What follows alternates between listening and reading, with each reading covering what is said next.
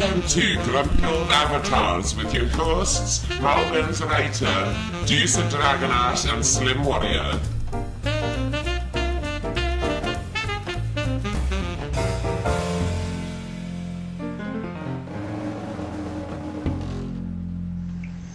Well, good morning, afternoon, evening, or even indeed tomorrow, everybody, depending on wherever and whenever you are. And welcome to yet another show of the grumpiest, of oldest of Avatar kind.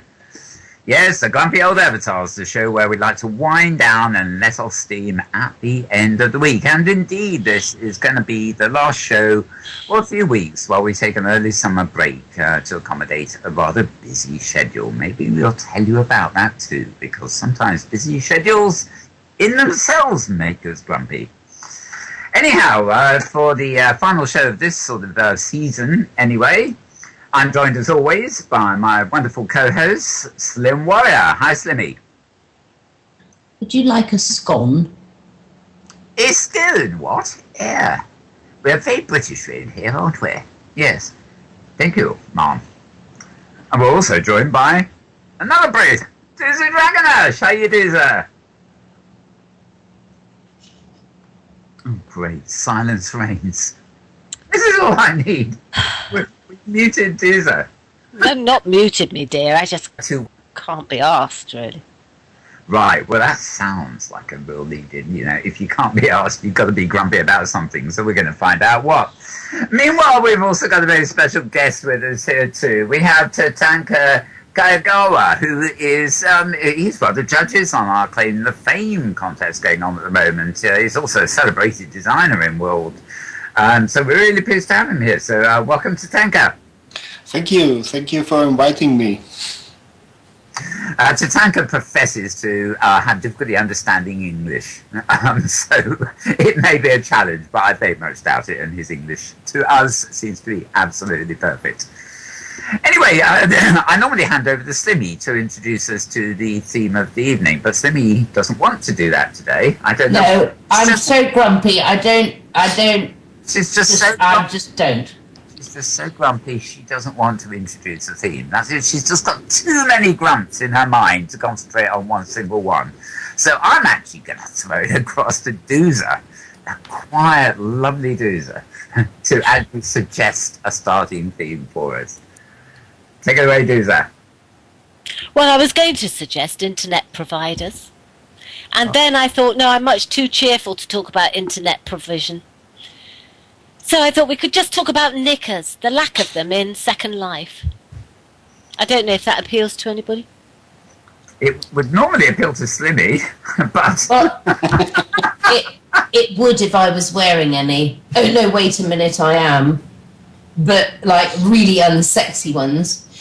You're right, actually. How come, right, when you go to buy underwear in Second Life, it's always a thong?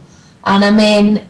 What's wrong with big granny knickers? That's what I want to know. Why does the avatar have to come, wearing a thong?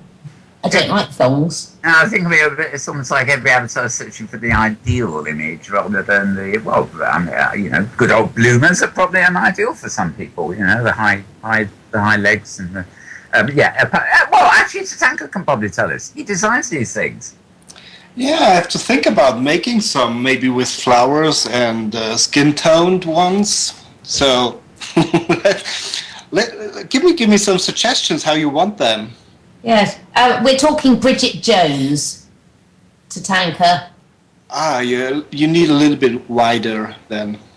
Comfy ones. Yes, really stretchy ones, so that obviously as my avatar expands, along with my real life self, my knickers can accommodate my ever expanding girth. Well, of course, it's a wonderful idea for a website, comfyknickers.com. You have this in Second Life. You only need one size, and it's growing with you.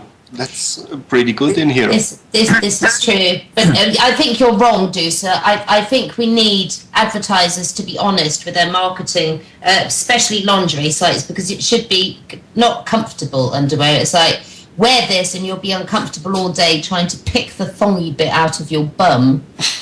Well, as I understand it, the new avatar physics layer in Second Life can be accommodated in clothing, so you can actually put avatar physics into at least the rear of the underwear, if nothing else. That's great. So as well as having a wobbly bottom, you can have wobbly knickers on the bottom.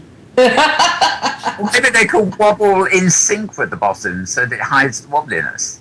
I don't know. I think there's a gender gap in this physics.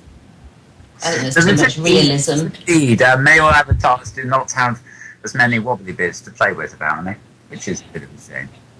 No, and I have to say, I'm going to ask Tatanka actually, what choice is there for the male avatar who wants to, who's interested in male underwear? I mean, what is the fashion? Is it boxer shorts? Actually, I don't know. I never wear one, so I cannot tell. You see, I've heard this. Sorry, Tatanka. I've heard this from Robustus Hacks, who has said over all the time I've been in Second Life, why bother wearing underwear? Wear avatars.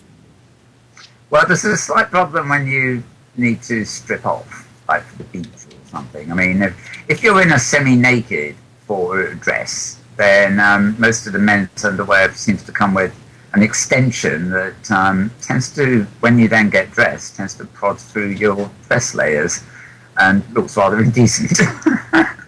So I think the underwear for men tends to be dictated by how visible that part of the anatomy is, basically. You either have it on, if you want to show it off, or you have it off when you're wearing kit over it. But that's just... Yes, but I mean, well, perhaps we're on the wrong subject here about, not whether we should have underwear. Is it necessary in a virtual world? And I think, actually, for most of us, we feel a lot better if our avatar has got the certain parts covered up when you're changing. Do you know, I'm actually, I have tattoo layers and stuff on my skin and whatever, because I actually feel uncomfortable being naked if it looks cartoony. I'm not saying I'm wandering around with contraptions hanging out of me.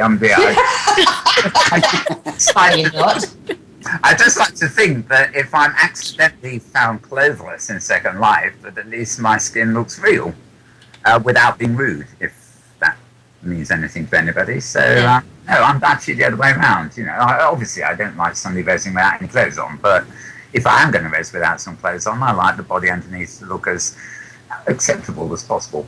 Does it worry you not having a penis? What do you mean? Well, avatars don't, do they? Yeah, and you said you hadn't got contraptions, so I'm assuming that's what you're talking about. I don't wear a contraption, I wear a tattoo layer. That's a bit weird, actually, isn't it? Because when you go to buy a skin to put on your avatar in Second Life, some of them are very, very realistic, but they always leave off the men's bits on the skin. Well, they do, but they don't leave anything off the women's bits, do they? I mean, because they are very realistic. What is it? Why can't they draw the men's thing on the skin? Because they're expecting that to stick out, aren't they? Maybe yes, but in real life it doesn't stick out all the time. If the tattoos don't might, it can give the impression. For some it might work. But, if you're a skin designer and you're going for realism, then rude certain parts. Well, presumably, because once you put your contraption on, right, you've got two then, haven't you? I actually went to buy a skin somewhere fairly recently. I forget whether I was actually buying a skin or something else, but they actually had some naked men avatars, as the mannequins, posing for the various costumes and stuff. And I was quite surprised how graphic they were, because it wasn't in an adult region. And it was quite clear to me that they had been very, very carefully photographed and constructed, because there was actually no way with that anatomy could you actually fit any piece of Second Life clothing over it and successfully cover it up at the same time. So I think I think people go for a bit of idealism there, which maybe not be always quite practical. Well, it may be, for that kind of it looked good. evening that you're planning. it may just be for that, like putting on a dinner suit. Yeah. Wearing stockings. I think stockings are pretty useless in Second Life. Because you've already got pixel legs. What's the point of wearing pixel stockings? That's one way. Well, that's decoration for me. Yes. But they're kind of useless, really, aren't they? I mean, pixel stockings, they don't really do anything. It might not do anything for us. I'll have you know that this Dragon Ash here dragged me onto Second Life News, or NBC News, I should say, a good few months ago, and I had to dress up as a male version of Columbia from the Rocky Horror Show, and you wore stockings? fishnet stockings were a feature of my appearance that day. Tatanka, do you think that stockings for men could become a fashion item in Second Life? I don't think so. Even more if Mel is doing the model. Everybody for life. But, you know, a la Robin Hood, kind of white Tights, men in tights. white tights, yes. No, stockings. No, but men have done the tights thing, haven't they? But, you know, I mean, actual stockings for men. Well, they do have them for varicose veins, don't they? I know, but they don't call them stockings, though, do they? They call them socks. For Is varicose it more manly to call them socks? Believe it or not, the prescription does call them stocking. I know, I've had one. Oh. That's what the prescription the doctor gives you says. It's called something or other stocking. Oh. You know, to keep the veins of under bother with it. Yeah, to keep No, them but covered. I meant as a fashion item. Yeah. Well, you know, there's something rather fetching about medical paraphernalia. Yes, let's talk medical accessories. Yeah, that's a bit of a leap from stockings to medical things. Yeah, no, but we are Why varicose veins? We're getting on a bit here, and we can't talk about it Yourself. too. My body's getting on a bit, that's about it. Support hose, that's what it is, Foxy. Thank you very much.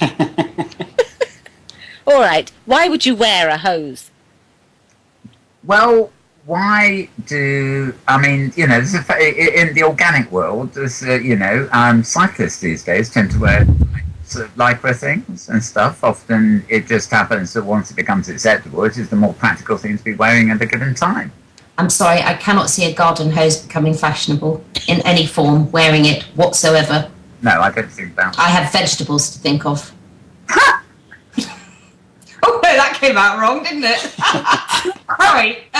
Watering plants in my garden. Don't know.